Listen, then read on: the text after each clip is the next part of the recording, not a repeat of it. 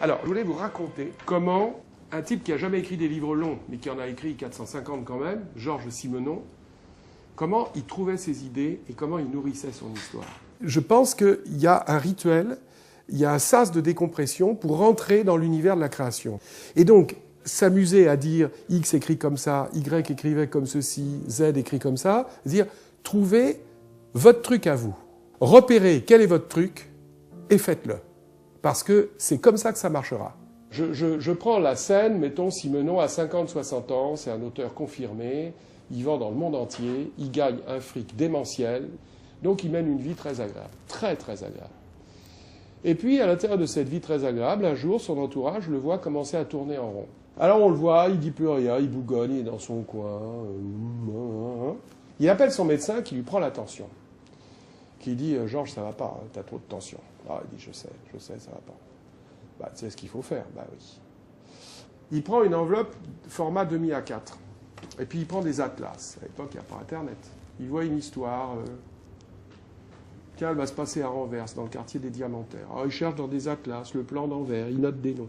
Et sur l'enveloppe, il marque des noms de personnages. Machin, femme, son mari faisait ceci, elle est veuve depuis telle année, elle vit à tel endroit. Donc, il part sur des silhouettes de personnages. Mais là où ça devient, là où je vous apporte peut-être une petite pierre que je pose sur le long chemin de la création, c'est qu'après, il raisonne sur les lieux et les saisons. Ça va se passer dans le quartier des Diamantaires à Anvers. Très bien. Il découpe le plan de la ville d'Anvers. Il repère une rue, il cherche le quartier des Diamantaires. Ça sera là. Il coche. Il met le truc dedans. Il cherche une adresse. Il marque des trucs comme ça. Puis il retourne, puis il dit « je m'en vais ». Alors, il prend sa petite valise, sa machine à écrire, il va à Anvers. Donc il va sur le site de son roman. Il n'a pas l'histoire, il a un début, un personnage, un endroit. Il se promène dans les rues d'Anvers, ça sera là. Il repère, il va au bistrot, il écoute les gens parler. Il note plus rien, il n'a plus besoin de noter, il emmagasine. Le lendemain, il se met dans sa chambre d'hôtel et on y va. Il écrit toute la journée, un chapitre par jour.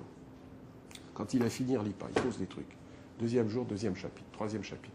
Il rentre chez lui, il fait venir son médecin. Prends-moi ma tension. Ça va, Georges, ta tension est retombée.